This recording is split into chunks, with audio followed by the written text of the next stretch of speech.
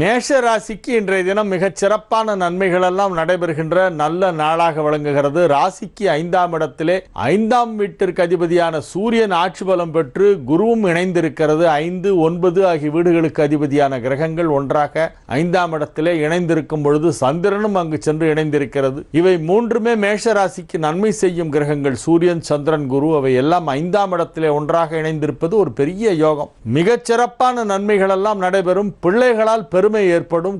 புத்திர பாக்கியம் தாமதமாகி கொண்டிருக்கும் தம்பதியருக்கு இப்பொழுது குழந்தை பாக்கியம் ஏற்படும். திருமணமாகி இன்னும் பல ஆண்டுகளாகியும் குழந்தை பாக்கியம் இல்லையே என வருத்தப்பட்டு கொண்டிருப்பவர்களுக்கெல்லாம் இப்பொழுது நல்ல செய்தி கிடைக்கப் போகிறது. உங்களது வம்சம் விருத்தியாக கூடிய அற்புதமான ஒரு நேரம் இப்பொழுது நடைபெற்று கொண்டிருக்கிறது.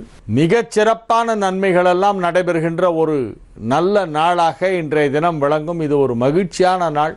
கிரகங்கள், நவகிரகங்கள் உங்களுக்கு சாதகமாக இருக்கின்றன. ஆகவே மிகப்பெரிய நன்மைகள் நடைபெறும்.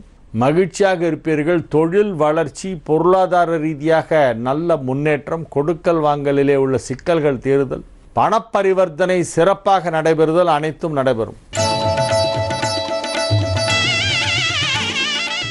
ரிஷப ராசிக்கு இது ஒரு மகிழ்ச்சியான நாள். நன்மைகள் நடைபெறும் நல்ல நாள்.